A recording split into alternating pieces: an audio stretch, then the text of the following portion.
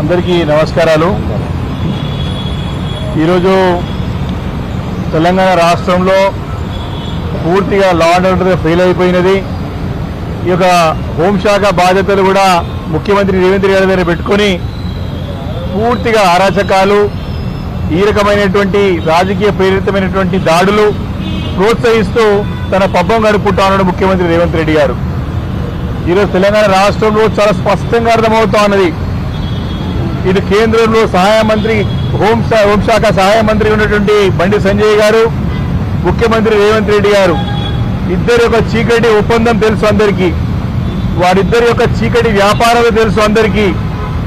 ఏ రకంగా ఎప్పుడు ముఖ్యమంత్రి గారికి ఆపద వచ్చినా, ఎప్పుడు ప్రజల నుంచి కూడా తిరుగుబాటు వచ్చినా ముఖ్యమంత్రి గారికి మొట్టమొదటి సహాయపడేది కేంద్ర సహాయ మంత్రి ఉన్నటువంటి బండి సంజయ్ గారు. కాబట్టి వారిద్దరి యొక్క ఒప్పందంలో భాగంగానే మరి ఒక దాడి జరిగిందని స్పష్టంగా అర్థమవుతా ఉన్నది.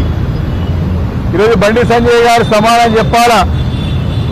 వారంతగా బాధ్యత గల పదవిలో ఉన్నటువంటి వ్యక్తి. సరే, ప్రతి ఒక్కరికి కూడా అవకాశం వస్తుంది, తన రాజకీయంగా ఎన్నో అవకాశాలు వస్తాయి. కానీ గతం మర్చిపోవద్దు. బండి సంజయ్ గారు మీకు అహంకారంతో కళ్ళుకు నెత్తికెక్కి మాట్లాడుతూ ఉన్నారు. 2014 ముందు ఏ రకంగా చందాలు వేసుకుంటూ బతుకుతుండే అందరికి తెలుసు. నువ్వు ఎంపీ కాకముందుకు ఏ రకంగా భిక్షాటన చేసి బతుకున్నావు అందరికి తెలుసు. నీ యొక్క ఎంపీ ఎన్నికల్లో గెలుస్తానికి ఏ రకంగా అన్ని తాకట్టు పెట్టుకొని నేను ఎలక్షన్స్ వెళ్ళని చెప్పి సింపతితో గెలిచిన అందరికి తెలుసు. ఈరోజు అహంకార పూరితమైనటువంటి వైఖరితో పెద్ద పెద్ద మాటలు, అనరాని మాటలు, ఒక భాష అంటే మా యొక్క పార్టీ నాయకత్వం పైన ఇష్టానుసారంగా మాట్లాడి, దిగజారి మాట్లాడి, మమ్మల్ని అవమానించేయమనే కాకుండా మమ్మల్ని అన్ని రకాలుగా అంటే ఇబ్బంది పెట్టే రకంగా మాట్లాడి ఈరోజు మీకు సమానం చెప్తే, మీరు మాట్లాడిన భాషలో మేము సమానం చెప్తే తట్టుకోలేని పరిస్థితి.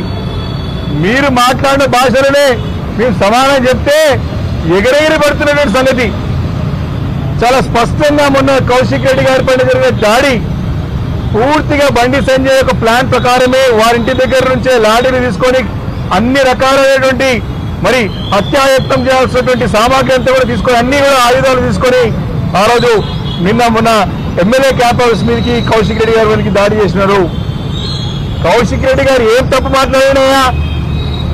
కౌశిక్ రెడ్డి గారు ఏం అడిగినాయా బండి సంజయ్ని? ఏ అంశం పైన చర్చకు వస్తావు? చర్చకు రా. నీ యొక్క భాష తొత్తిరి భాష కాకుండా ఊకే ఇష్టం వచ్చేది మాట్లాడదు కాదు. నీకు ఏ అంశం పైన సరే ఆ అంశం పైన మాట్లాడటానికి మా పార్టీ నాయకుడు సిద్ధంగా ఉందా, మా పార్టీ సిద్ధంగా అని చెప్పినాడు. నువ్వు లేనిపోయిన ఆరోపణలు చేస్తే అరే నువ్వు కూడా తంబాకు తిరుగుతావా, తంబాకు ఎఫెక్ట్ అవ్వని ఇంటికి విడిచిపోయినని చెప్పినాడు. నువ్వేమో మా కేటీఆర్ డ్రగ్స్ అంటావు. నువ్వు కేసీఆర్ గారికి పుట్టినవని అడుగుతావు. మేము అలాంటి భాష మాట్లాడలేదు. మేము చాలా స్పష్టంగా అంశం పైన మాట్లాడినాం. బండి సంజయ్ గారు, ముఖ్యమంత్రి రేవంత్ రెడ్డి గారు, మీరు మాట్లాడిన భాషలో మీకు సమానం చెప్తే అర్థమవుతా ఉన్నది. కేవలం ఇంకా 2 సంవత్సరాలు ప్రభుత్వం ఉంటుంది రాష్ట్రంలో. మీరు ఇదే రకమైనటువంటి సంస్కృతిని మీరు ముందు తీసుకుపోతే, ఇదే రకమైన సాంప్రదాయాలు ముందు తీసుకుపోతే రేపు పొద్దున మీ పైన దాడులు కానీ మిమ్మల్ని ఎవరు ఆపలేరు. మీరు కరీంనగర్ ఖాళీ చేసి పోయి గుజరాత్లో, యూపీలో తలవాల్చుకోవాల్సినటువంటి సందర్భం వస్తుంది బండి సంజయ్ అని చెప్పి సందర్భం హెచ్చరిస్తా ఉన్నాను. వారి కార్యకర్తలు అంటే ఆపుకోలేకపోయారంట. మరి మా కార్యకర్తలు ఆపకూడదు. 10 సంవత్సరాలలో మేము లా అండ్ ఆర్డర్ మెయింటైన్ చేసేవాటే బతికి బట్టలు బయట పడ్డావు నువ్వు కానీ రేవంత్ రెడ్డి గారు కానీ. మా లా అండ్ ఆర్డర్ పర్ఫెక్ట్ ఉంది కాబట్టి మీరు ఈరోజు రాజకీయంగా ఎదగగలరు, రాజకీయం ముందుకెళ్ళగలుగుతున్నారు. కానీ ఆ పరిస్థితులు రాబోయే భవిష్యత్తులో ఉండవు. మీరు ఏ రకంగా కొనసాగితే మాత్రం తప్పకుండా మీకు తగిన రీతిలో గుణపాఠం తప్పదని చెప్పి మనవి చేస్తా ఉన్నాను. మరి ఈరోజు డీజీపీ గారిని చాలా స్పష్టంగా అన్ని ఆధారాలతో పాటు అన్ని ఓపెన్గా ఈరోజు అన్ని పత్రికలలో కానివ్వండి, ఎలక్ట్రానిక్ మీడియాలో కానివ్వండి, అన్ని ఆధారాలతో పాటు మేము ఇక్కడ పోలీస్ కంప్లైంట్ ఇస్తే ఎప్పటికి కూడా ఎఫ్ఐఆర్ బండి సంజయ్ గారి పేరు కాలేదు.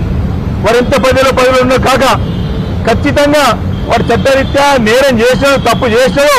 బండి సంజయ్ గారు ఏవన్గా మరి ఎఫ్ఐఆర్లో చేర్చాలని చెప్పేసి మేము డీజీపీ గారు డిమాండ్ చేయడం జరిగింది. తప్పకుండా వారు చేయాల్సిందే. వారిపైన పరువు నష్టం రావు కూడా వారన్న మాటలకు ఇప్పటికే పరునష్ట దావాలు ఉన్నాయి. తప్పకుండా పరునష్ట దావాలు వేస్తాం. వారిని న్యాయస్థానంలో విడిచిపెట్టాం, ప్రజా కోర్టులో వదిలిపెట్టాం. రాబోయే రోజుల్లో ఇదే రకంగా కొనసాగితే మాత్రం తన గుణపడ తప్పని చెప్పి సందర్భంగా మనం చేస్తా ఉన్నాం.